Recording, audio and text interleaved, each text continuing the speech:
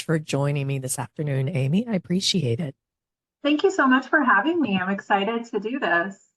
Yeah, absolutely. So before we kick things off, maybe we could tell our audience a little bit about you and the work that you do.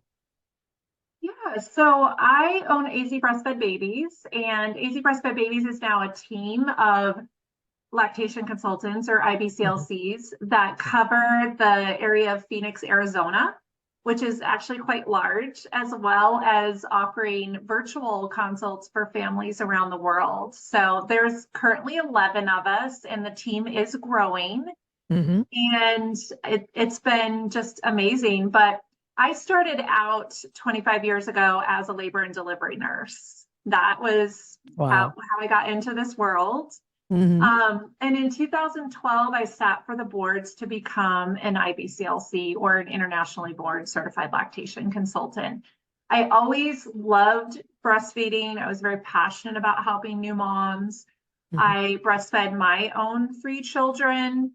And, the first like 10 years of being a labor and delivery nurse, I worked in hospitals that did not have lactation consultants. The labor and postpartum nurses um, helped with that. And, Hmm. there were just some nurses that I worked with that, didn't have successful breastfeeding journeys with their own children, really struggled, or it just wasn't their thing. We all kind of like had our thing, that we would do. Like there's Hmm. some people that were better at starting IVs. I was like the Sure. person, the go-to. They were like, oh, that baby won't latch. Have Amy go in there. She'll get that baby to latch. And so it just made sense to get the certification and to become an IBCLC. I didn't really know what I was going to do with it. Hmm. I figured out pretty quickly that I did not want to be a lactation consultant in the hospital. And so I ended up leaving the hospital and going and working at a freestanding birth center. Hmm. And I assisted as a nurse with both births in the birth center and actually some home births. And then it just worked itself out to where I started doing breastfeeding consults for families in the community. And it was like one person would tell another, or somebody that I worked with would have a sister that had a baby, and they're like, can you go to her house? And then this business just grew. And so I That's ended wow. up leaving the hospital in like 2017. Hmm. And so there was overlap. I was still working in the hospital as a labor nurse and had the business of AZ breastfed babies.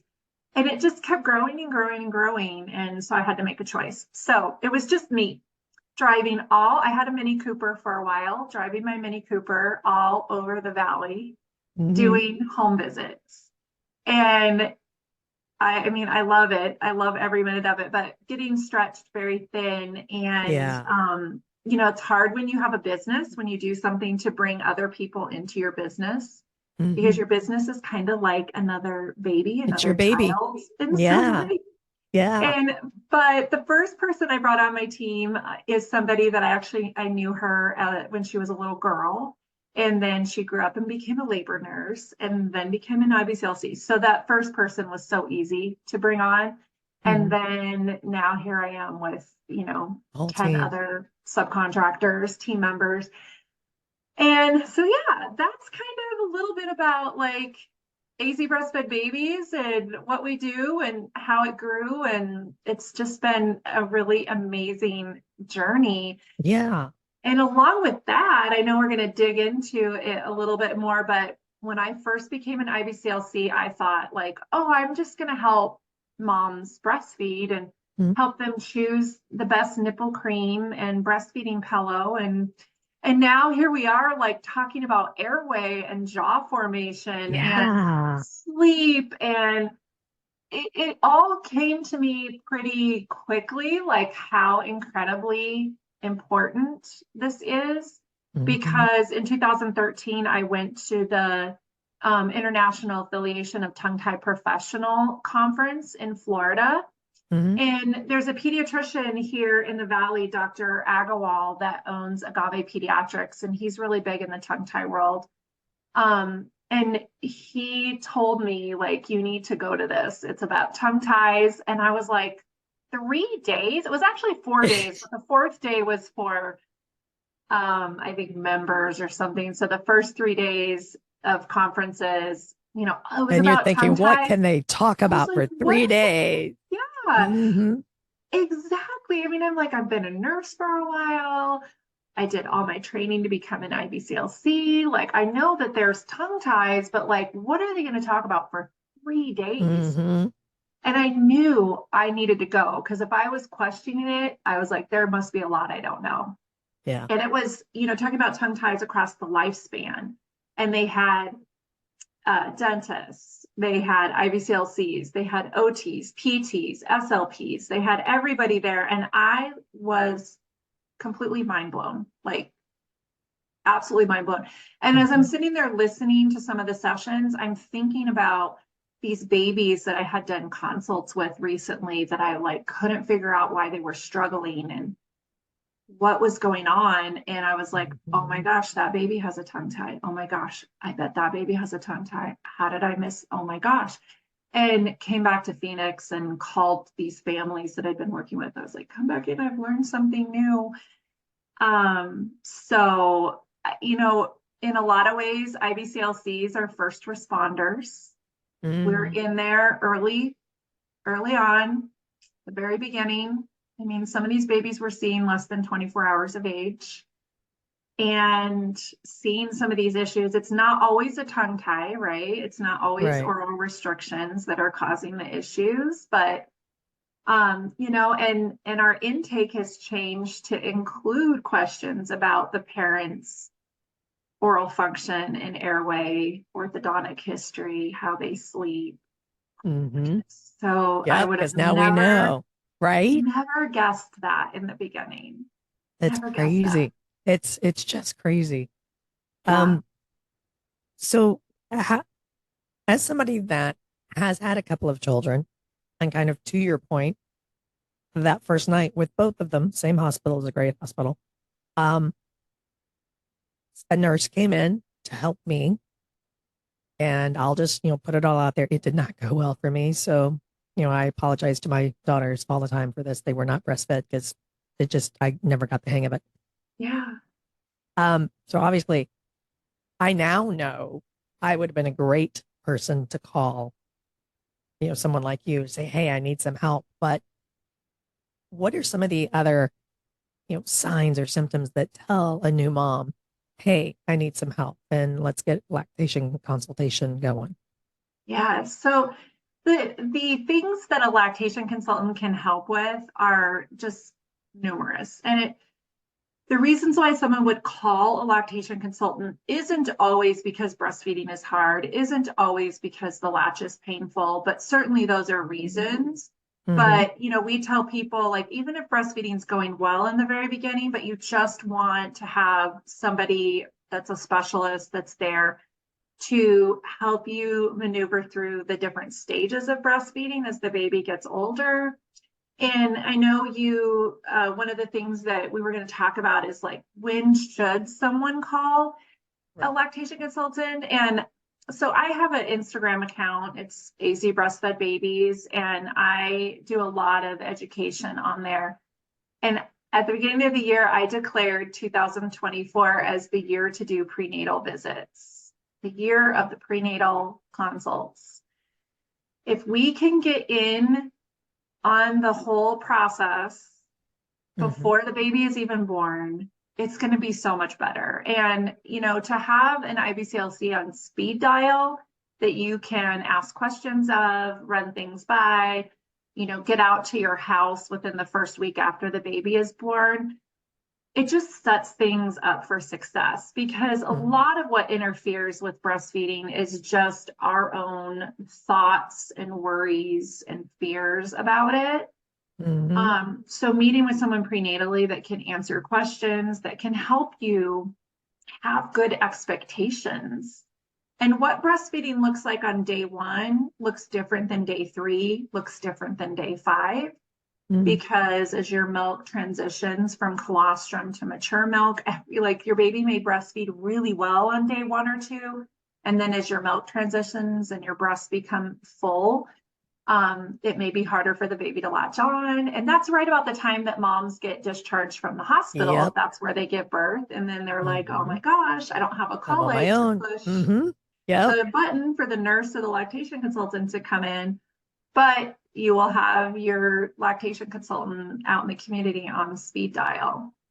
So we help with, like I said, those prenatal visits all the way through breastfeeding in those first few days, first few weeks, to pumping, flange size fitting, which is like a big topic right now because all of the pump companies only send certain size flanges, and then there's a 90% chance they're not going to be the right size for each mom. And which bottles would be Mm-hmm. best, because there's a Mm-hmm. lot of marketing out there, a lot of Yeah. marketing. And I do tell people, I'm like, you can work with a lactation consultant and they can help you save money because you're not going to buy like all the things. You'll just get the And right ones. yeah, let's get like, some babies can drink out of any bottle and they do fine. But if we're dealing with some oral dysfunction, there are certain bottles that can work better for that baby to help them along. Um, yeah, we help with like there's different stages of development. Like a lot of people hear about that 4 month distractible baby. Mm-hmm. And that's a whole different season of breastfeeding, starting solids at around 6 months. So a breastfeeding consult isn't only valuable like in the very beginning to get a Mm-hmm. good latch. It's something that like as the baby grows, that is why I do that free postpartum support group. I think you Mm-hmm. saw that at the Yep. Circle of Mothers. Yep. um, I've done it for 12 years. I do it weekly. It's free. It's not only a breastfeeding support group. Anyone's welcome, any mom and baby pre-crawling. um, it doesn't matter how you feed your baby, everybody is welcome, but it's such an important part of the whole journey as a new mom to have a support system. Mm-hmm. But it does help me keep in touch with clients that I've been working with, in between consults. Like they can come to the group, they can weigh their baby, they can ask me questions and do troubleshooting. It also keeps me in the know because I hear from these moms. I know what's going on. I know kind of what the trends are. And my kids are Mm-hmm. older. My son's 20 and my girls are 23. My oldest is going to be 25 on Sunday. It's Wow. crazy. It is. So doing the group keeps me like I said, in the know. So yeah. Yeah. Well, okay. So you mentioned a little bit about bottles. And before we really start to dig into things, I'll just kind of level set with our audience. I'm going to put a link to your website because you've got some amazing resources there.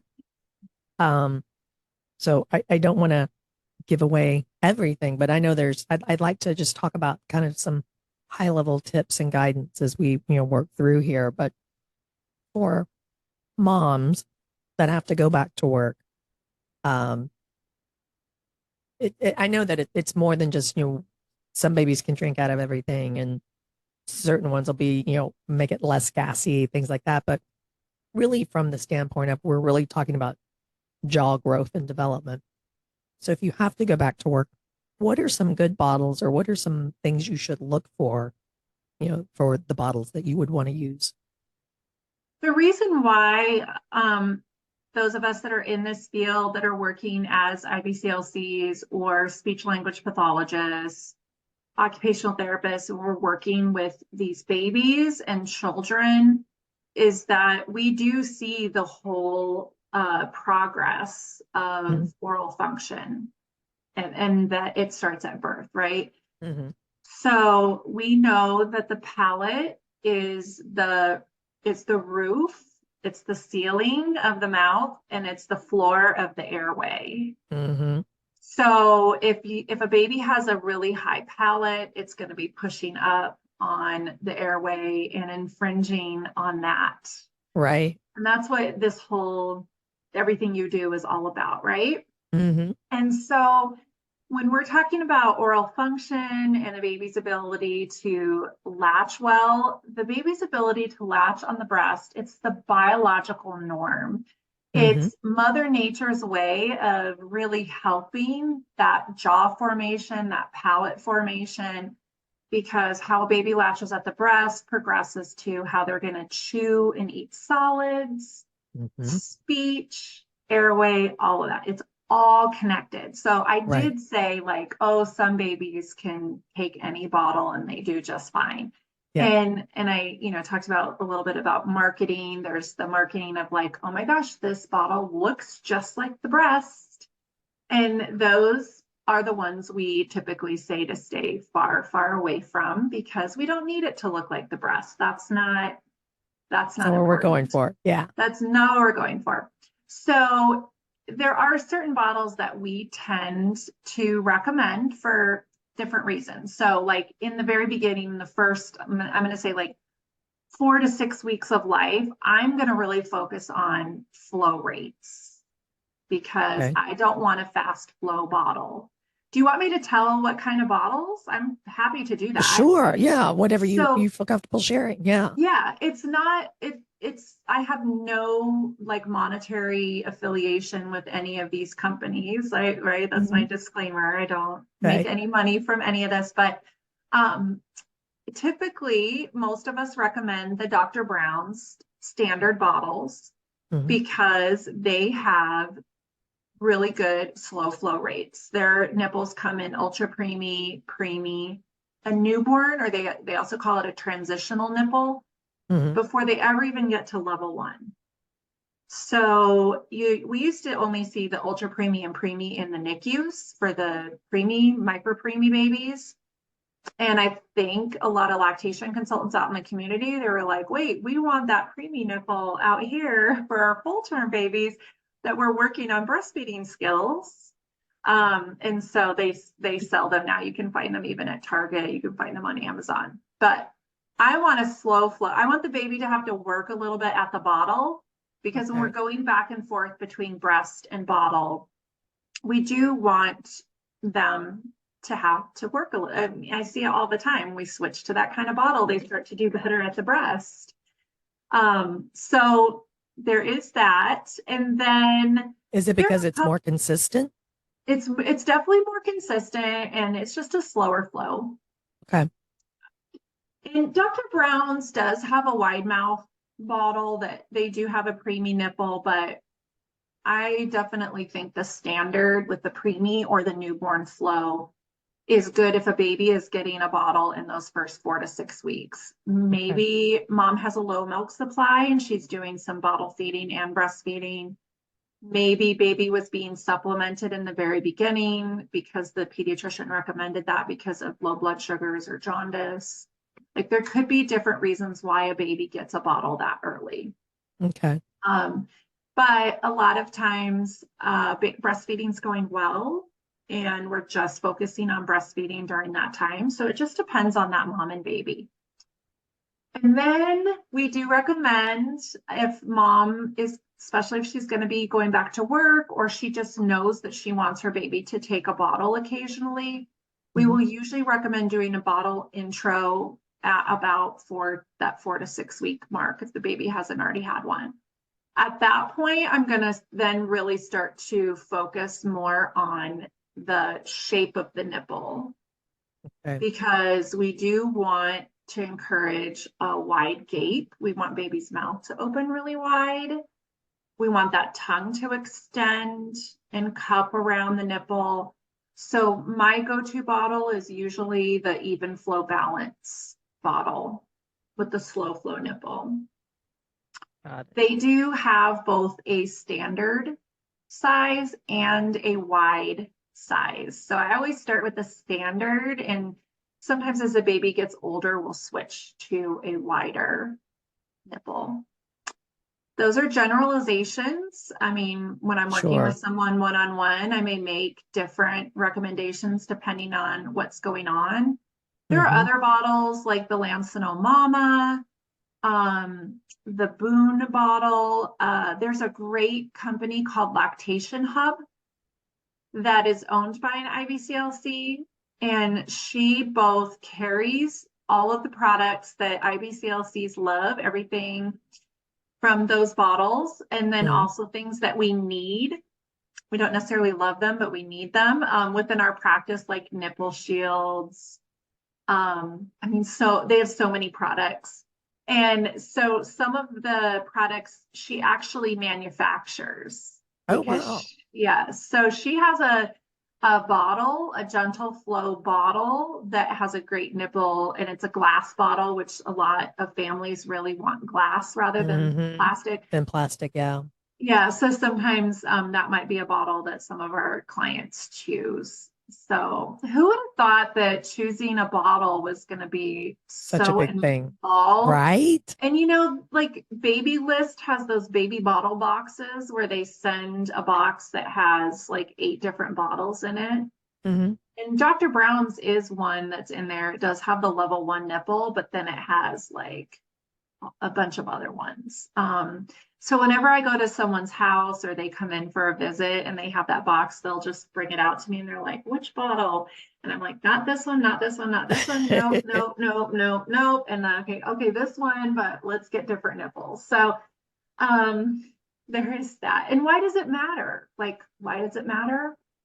Because oral function matters Hmm. and how the tongue moves matters.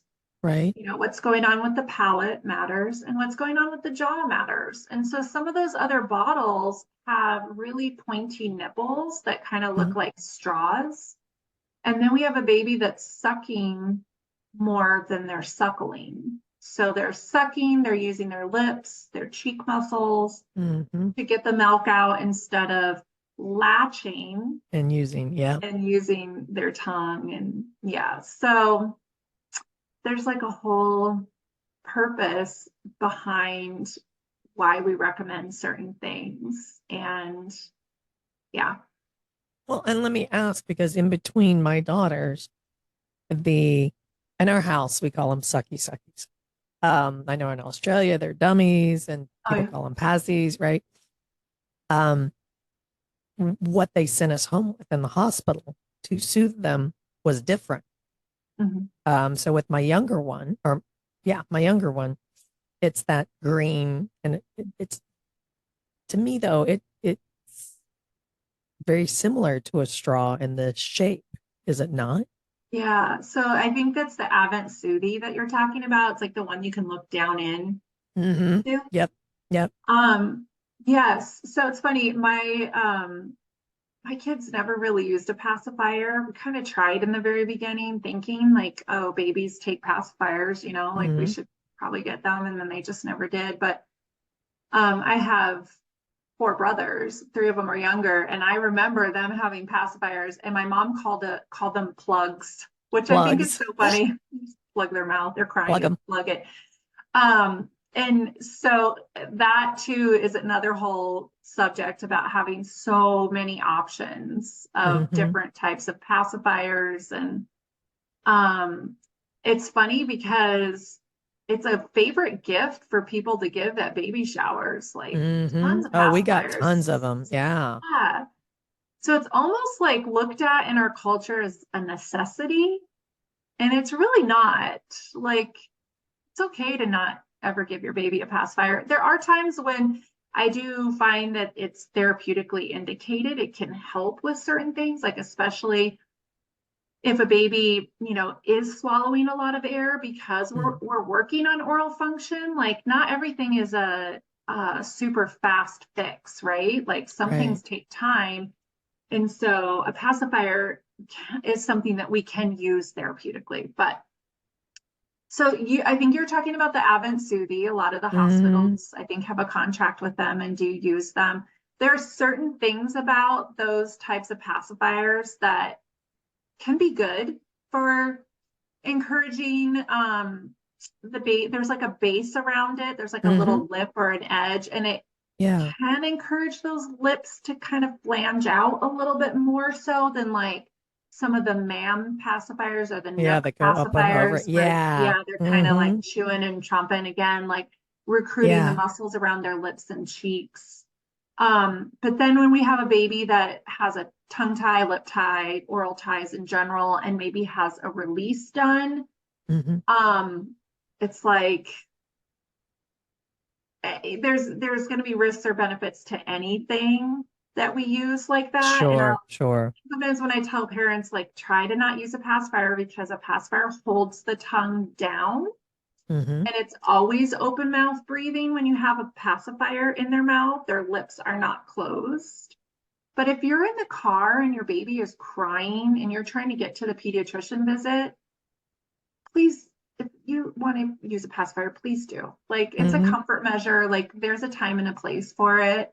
Right. But just don't keep popping it in for just, unless it's like you're just trying to buy a little bit of time to get to where you're going in the car, or mom is in the shower and she just got Hmm. in and got shampoo in her hair and baby's losing it. And then another family member, a partner, a dad, whomever is going to use a clean finger or a pacifier for a minute. Go Right. for it. Right. Yep. There's Yep. no hard and fast nevers and nos in this world. There's a new pacifier that came out a couple years ago called the Ninnico Pacifier. Are you Okay. familiar with that I one? am not.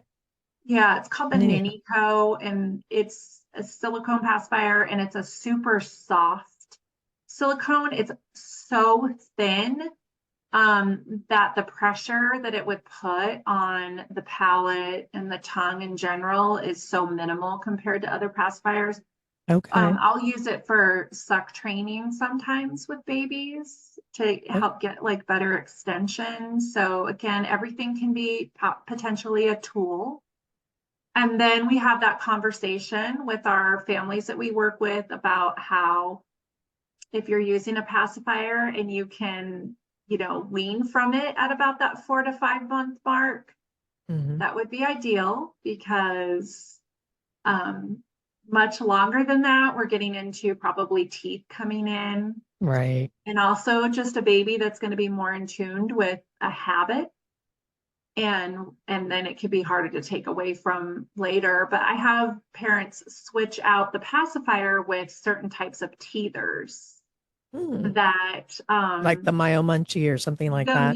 the baby munchie is really good. And then there's other ones that just encourage like the teether to get back a little further so that they can kind of chew and chomp on it. Hmm. And then it still gives them something. They're going to put their fingers in their mouth. Like it's all developmentally Sure. appropriate, Yeah. has a purpose. Thumb sucking is a little different. That's not my area of expertise, but that's something a little bit different. But just in general, like babies putting their fingers to their mouths Hmm. can be very developmentally appropriate. It's a sensory thing, and Right. so then giving them like these teethers that they can chew and chomp on. But yeah, I saw you did a podcast on the MyoMunchee, and yeah, I have one. I Yeah. actually have one right here. Oh, look That's at that. mine. Yep. Oh, I And love then it. in my office, I've taken the class. I do have the baby munchie. So there are some babies that I'll definitely recommend that for at about, you know, maybe 4 months, but definitely by 5 or 6 months, it can be a good like tool for A them. good It really transition. helps with palate expansion. So Yeah. whatever the baby is born with is what they've had throughout gestation, Hmm. and how they've been moving their tongue. They've been doing that since really early on, like as early as even 8 weeks. Hmm. And they've been moving their tongue in a certain way, they've been swallowing amniotic fluid. And so when they're born, it's not like that's the starting point. There's Right. muscle Because they've already been memory. there. Hmm. They've been doing it. Hmm. And every once in a while, there's a baby, like if they do have oral restrictions and the ties are released, there are some babies that off they go, they do great. It's like parents are like, oh my gosh, from the very first latch after that release, it felt different, it felt better, and it's beautiful. Michelle Chatham calls that the tether flow babies. Have you read her article on that? Yeah. Yeah. And I'll Yeah, put a she link has to a that in here. Yeah, it's called the tether flow babies. So she uses the analogy of like an iceberg and an ice flow. Hmm. Sometimes you see the ice on the surface and you don't know what's underneath. And sometimes it Right. is just what's on the surface and it's just floating around. It's free spirit, right? And sometimes you see some ice on the surface and what's under the surface is bigger than what we see above. Right. Right. And so the birth process can be a part of that. Food allergies can be a part of that. Mom's milk supply. So there's all these variables that can make breastfeeding difficult. It's not just always oral ties, and it's not just only oral ties that Hmm. can cause Sure. that. There's a lot more. There's So, a lot. kind of to play off that, we talked a little, you mentioned rather that one of the biggest gifts, and I think if you had a baby shower, we all got a gazillion pacifiers, suckies, whatever you want to call them. Yeah. So, what are some other gifts that would be more appropriate that we could bring to these baby showers that are going to help moms with breastfeeding and babies with this whole jaw development? Okay. Well, the first thing I'm going to say is a gift certificate for a lactation consult. We Yes. we are in network with Yes. most insurance plans. Some IBCLCs are, so depending on where you live, you could always check into that. But a good breastfeeding class, always of course ask what the mom wants. We don't ever want to like push that on them, but Right.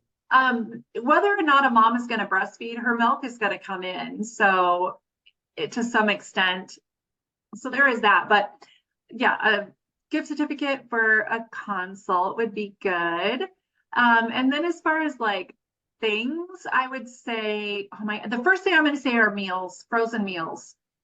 Because if we can set mom up for a really good postpartum period where she's healing, Hmm. where she can just focus on her and the baby and focus on breastfeeding, things are going to go Right. so much better.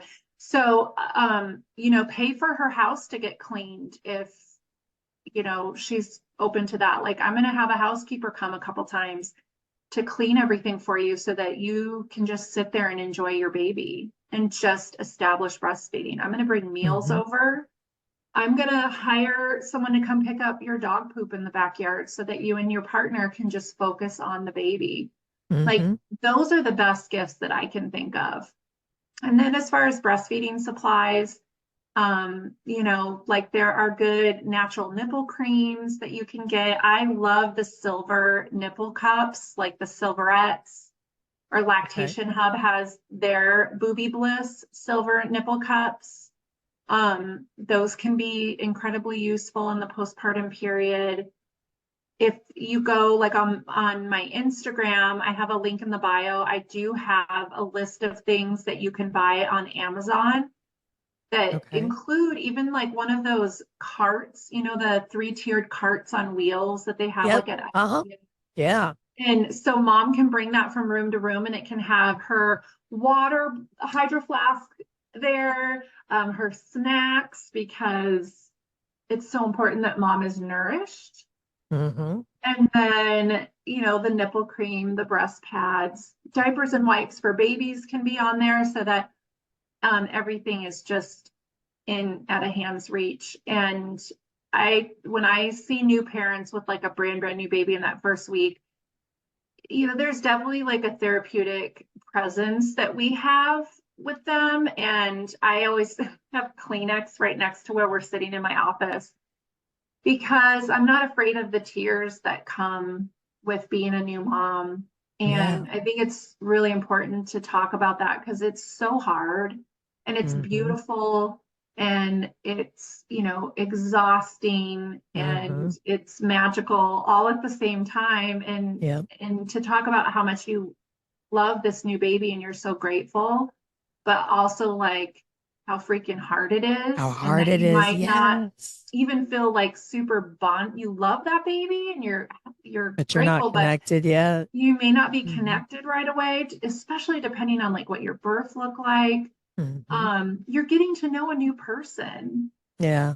and this person is very demanding. And Right. sometimes I'll say like, isn't it amazing how like much work this baby is? Before you have a Hmm. baby, you think like what do you do It's all not that day? hard. Yeah, it's not that hard. It's Feed easy. them and change their diaper. And I was like, I bet you're just like, where did the day go? And they're like, oh my gosh, that's so true. So, Hmm. I cannot stress enough that like we just as a society need to do better for our new moms and Our our new, moms. their partners Mhm. too. And I'll tell you, take the nap. If you're a new mom and you're thinking we've all made that mistake with my first daughter, I thought, not a big deal. She's taking a nap. I'm going to go do this, because I'm super mom. And Oh yeah, yeah, I made it a few weeks like that and then just broke down. But crashed. Yeah. yep, for my next daughter, she took a nap. Let's go. Let's nap together. Take the nap. It is Yes. a game changer. Yeah, and if you're in fight or flight and you're too wired and you're just like, I can't lay down, that's even more reason that like, okay, I tell moms this all the time. I don't care if you fall asleep. I want Just you take the to break. lay down because Hmm. it tells your body that you're safe Yeah. and it gets those cortisol levels down and it's little tiny baby steps to start to regulate that nervous system. And Mhm. I don't just put on some music or listen to a meditation app or just put a funny show on, put on Yep. Schitt's Creek or something Yep. and lay down and put your baby next to you. And if you Yes. are afraid of falling asleep with your new baby, then have another adult in the room that's going to like supervise. There's definitely safety measures we want to take when we're laying in a bed with a baby, but Hmm.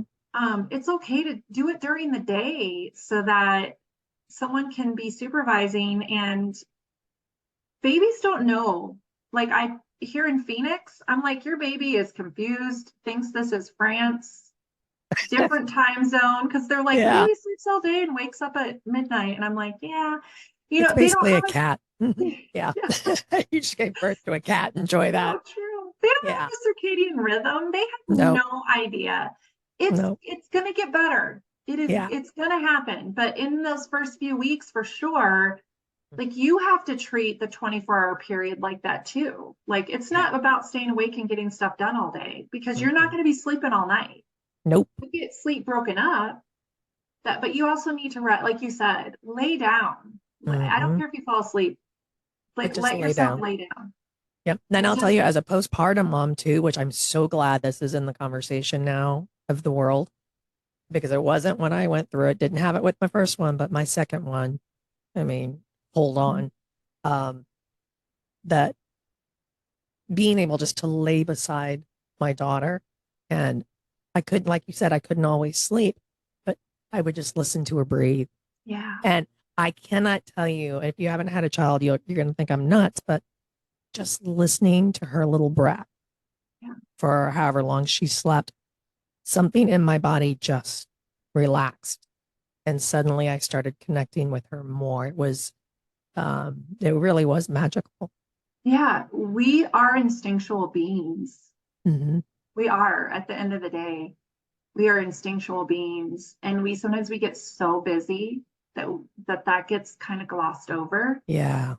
And those hormones are strong in that postpartum period and it's like that mom radar is going off of like I need to protect this baby as Hmm. if we're cave people and something's going to come in and eat our baby, right? And those Right. intrusive thoughts and the worries and all of that can like just keep going. But again, like if we can just very intentionally do things to kind of tone that down.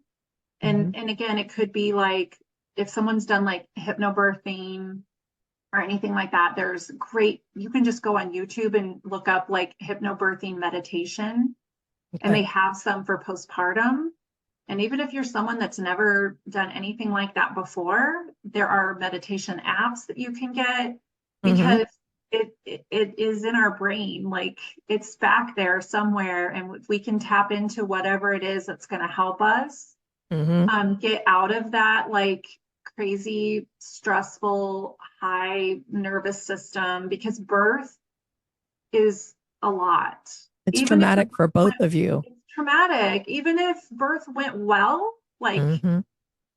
just the birth could be the best birth ever and you feel super supported and you had a great team, but Hmm. that placenta goes away and with it goes some really great hormones. And then your body has to try to figure that out. And so there's no way to like explain that to people that if they haven't had a baby before. Yeah. I know Yeah. they hear us saying it, But they don't get it. Yeah. You but don't get it until you've gone through it. it's hard to wrap your head around it. But in other cultures, you know, they got it right. In India, in a lot of communities, the new mother goes to her mom's house or her mother-in-law's house. Like they take her Yes. out of her home into a place where she doesn't have to worry about cooking, cleaning, the other Mm-mm. children, and she is doted on. I She's mean, and supported. she's Yes. supported. She's in bed. There are certain communities where mom and baby get a head to toe massage every day. I worked with a mom from Nepal, Hmm. and I was like talking to her about like just certain like rhythmic movements with the baby, about how movement is really relaxing, right? That's what Hmm. swings, like you Yep. get on a Yep. swing and you're just like, Yep. oh, and how you can do that with the baby. And she goes, oh yeah, my mom has taught me all that. And her mom still lived in Nepal. So her Okay. mom kept telling her, like, are you doing this? Or, you have to do this massage to help the baby with digestion. You have to do this. It's just part of their culture. Yeah. And I go, are you doing it? And she goes, no. And I go, I had to take all these classes and pay Do it. all this money to learn how to teach you to do it. And your mom already taught you. And we just Hmm. laughed. And she's like, okay, I'll do it. And it made sense to her. But, oh, sorry. That's right. My And I'm dog. glad you mentioned it. Oh, that's fine. I'm glad you mentioned it because the massage aspect of it, um, again, it's not something unless you've gone through it. Um, but a massage after a baby, Oh, it's life changing. yeah. It's just so life changing when you can take your baby. In my particular case, it was your grandma, so she's safe. Yeah. And it was done for me by my mother-in-law, and I thought, I don't need this. I'm fine. No, because Beautiful. yeah, it's amazing. I'm so glad that you got that. I know everybody that's listening is probably from different parts of United States or different parts of Hmm. the world. So what their resources are very different. Here in Hmm. Phoenix, we have some like massage therapists that specifically cater to like prenatal and postpartum moms Hmm. and do postpartum massages and the therapeutic breast massages. I Yeah. got certified in that What from, is that, by the way? Yeah. oh, yeah. It is also something that is like done in other cultures.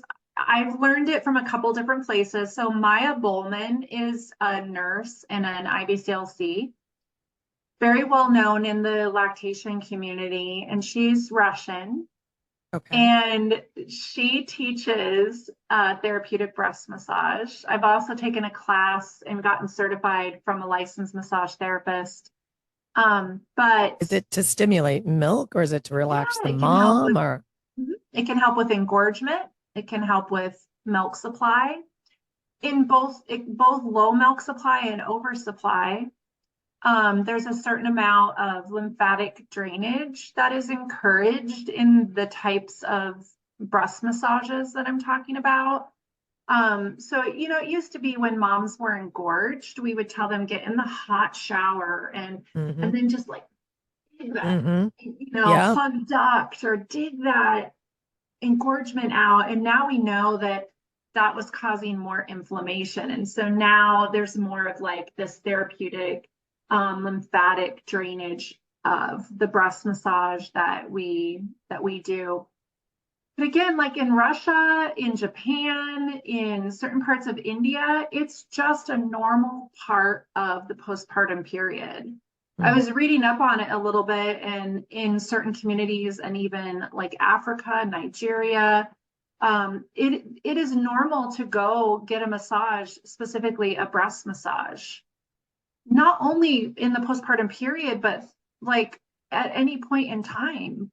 It's Hmm. just to help with the congestion, for healthier breast tissue. A lot Oh, of women wow. have fibroids and dense breasts, and Yeah. So, if you go get a massage here in the United States, they're not going to touch that area. It's kind of Nope. like, but there are some massage therapists that will do that, especially for women that have breast cancer, maybe have had a mastectomy or, had a lumpectomy or something. A lot of the oncologists will refer to specific massage therapists that they'll do therapeutic breast massage for them. So there's definitely medical indications for Mhm. it. And a lot of lactation consultants are learning more about this and offering therapeutic breast massage in the postpartum period. So Wow. yeah, Wow. yeah, So at the end of every episode, I always turn it back to our guests for the final thoughts for our parents because you are the experts. So any final thoughts you'd like to leave our parent audience with? yeah. My gosh, let me think of what would be good. I would just say that as we're learning more and there's more of a community, and the positive part of social media is really learning about what resources are out there. Mhm. And with lactation consultants specifically, I would say do research prenatally during your pregnancy of who is in your community, what kind of consults they do, check your insurance benefits with them, and do a prenatal visit. Like I said earlier, 2024 needs to be the year of the prenatal visits because we Yes. can help you pick which pump is going to be the best for you. We can help you with flange sizing. We can help you with your registry list. We can help you with planning for that postpartum period and to have those expectations of what that might look like so that you can just not feel like you're surviving in that postpartum period. Like you may not feel like you're thriving, and that's Mm. But okay, but you could but heal. you won't be in survival mode. And yeah, I think I'm so glad that we talked about this in talking about the airway, because isn't the Yeah. nervous system just such a huge part of that? Like if we're not Yes. breathing correctly, our nervous Yes. system isn't going to be regulated, but there's so many other parts and pieces of it. And I just am so happy that I got to do this podcast with you and to talk a little Yes. bit Thank about you. breastfeeding and what breastfeeding support can look like beyond the latch. It's not just about the latch. It's No, about it's so not. much more. It is. It is. Thank you so much. Oh yeah, it's my pleasure.